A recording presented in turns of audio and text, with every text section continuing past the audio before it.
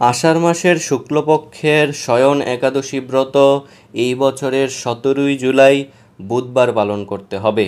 ভারত, বাংলাদেশ সহ সারা বিশ্বের সকল স্থানেই আগামী 17ই জুলাই বুধবার এই শয়ন একাদশী ব্রত পালন করতে হবে। তো শয়ন একাদশী ব্রতের সারা বিশ্বের পরদিন পালনের সময়সূচি ভিডিওটির শেষে বিস্তারিতভাবে দেওয়া হয়েছে। এখন আমরা শয়ন একাদশী ব্রত মাহাত্ম্য সম্পর্কে আলোচনা করব। মহারাজ যুধিষ্ঠির বললেন, হে কৃষ্ণ, আষাঢ় মাসের শুক্লপক্ষের একাদশীর নাম কি, এর মহিমাই বা কি, তা আমাকে কৃপা করে বলুন।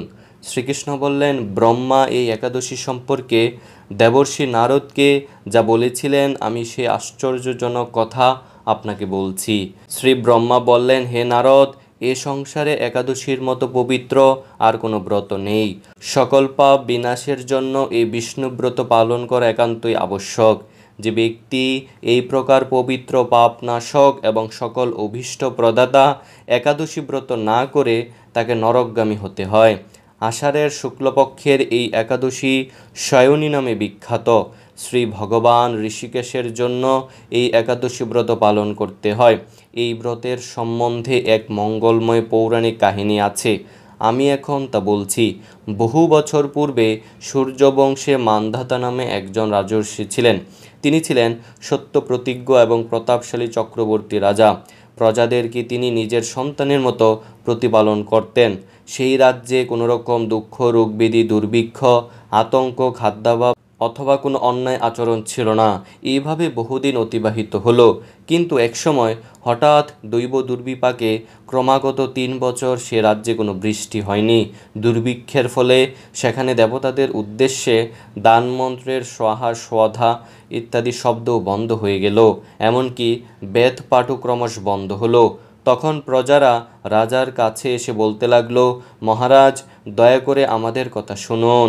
শাস্ত্রে জলকে নার বলা হয়, আর সেই জলে ভগবানের অয়ন অর্থাৎ নিবাস। তাই ভগবানের এক নাম নারায়ণ। মেঘরূপে ভগবান বিষ্ণু সর্বত্র বাড়ি বর্ষণ করেন। সেই বৃষ্টি থেকে অন্ন এবং অন্ন খেয়ে প্রজাগণ জীবন ধারণ করেন। এখন সেই অন্নের অভাবে প্রজারা ক্ষয়প্রাপ্ত হচ্ছে।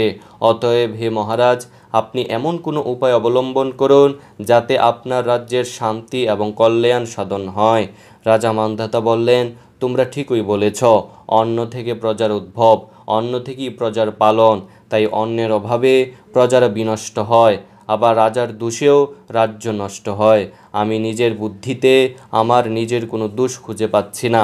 তবুও প্রজাদের কল্যাণের জন্য আমি আপ্রাণ চেষ্টা করব। তারপর রাজা ব্রহ্মাকে প্রণাম করে সৈন্যসহ বনে গমন করলেন।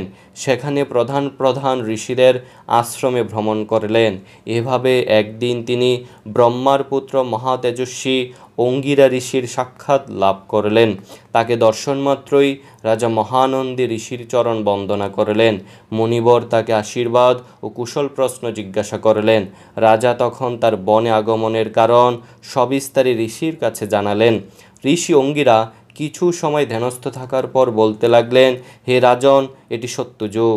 এই যুগে সকল লোক বেদপরায়ণ এবং ব্রাহ্মণ ছাড়া অন্য কেউ তপস্যা করে না। এই নিয়ম থাকা সত্ত্বেও এক শূদ্র এ রাজ্যে তপস্যা করছে।